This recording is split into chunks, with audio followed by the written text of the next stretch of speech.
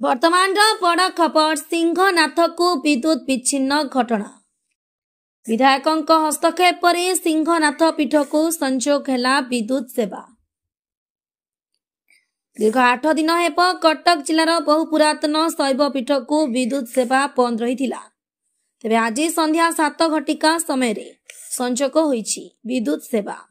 दीर्घ 8 दिन हेब कौनसी कारण जोगु बाबा सिंहनाथ पीठ और टी सेतु अंधारे रही, जहां नहीं स्थानीय गोपीनाथपुरवासी मंदिर सेवायत माने विधायक विजय कुमार दलबेहरा को अभियोग करथिले।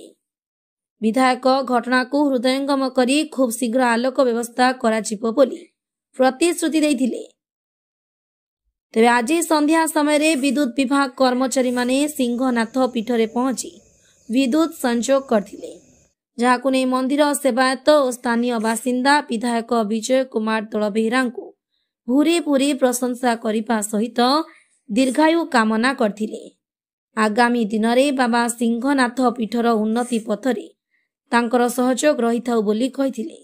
मो ना कुलमणि राणा, सिंहनाथ सेवायत, घर गोपीनाथपुर। दीर्घ किछि दिन हैला लाइन 8 दिन हैला पाखापाखि कटि जाइथिला। अंधार लोक मैंने बहुत असुविधार सम्मुखीन होगा द्वारा आमे आसंता गतकाली आमे विधायक पाखु जाइथिलु आउ लाइन विषय कहलु सब जिनस अवगत करैलु।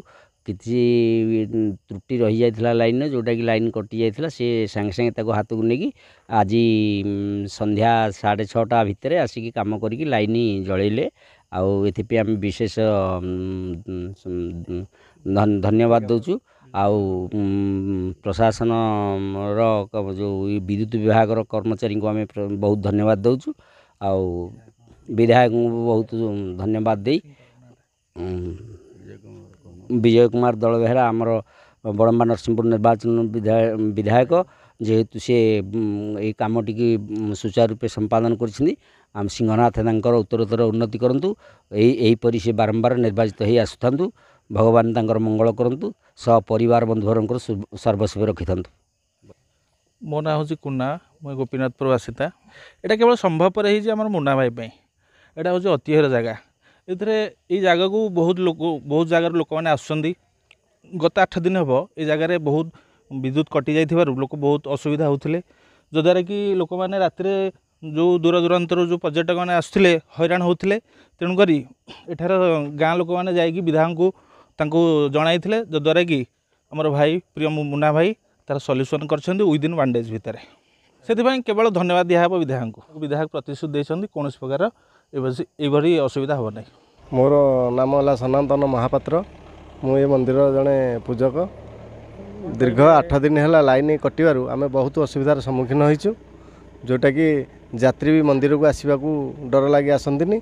मु भी पाली कर एकुटिया रही कहीं ना चारिकर अंधार राति जाक शोया निद भी होना अंधार एकुटिया पाली कर जोटा कि ये सम्मुखीनटा हूँ आम बाध्य आम जामर प्रिय विधायक को जनइला जाइ हो आमर से दुख शुणी, जोटा लाइन इमिडिएट दिनक भितर बुझी आज लाइन मान को जनाई हूँ लाइन टी देइछंती, जोटा कि आज लाइट जलिवा द्वारा जाइ हो आमको बहुत खुशी लगुच। जोटा कि आम जदि कि नुह आम हूँ बहुत बाहर श्रद्धालु जो अच्छा आम निहाती खुशी अनुभव करुँ। से लगी आम मुना ही धन्यवाद जनाऊँ जे जाइ हो आम सेवा दुख टे शुणी।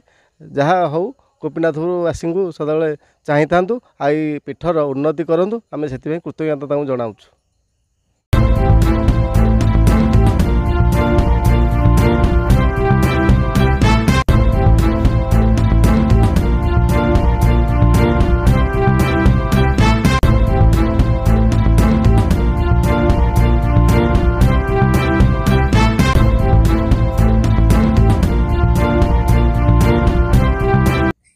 ब्यूरो रिपोर्ट, धनुष एक्सप्रेस।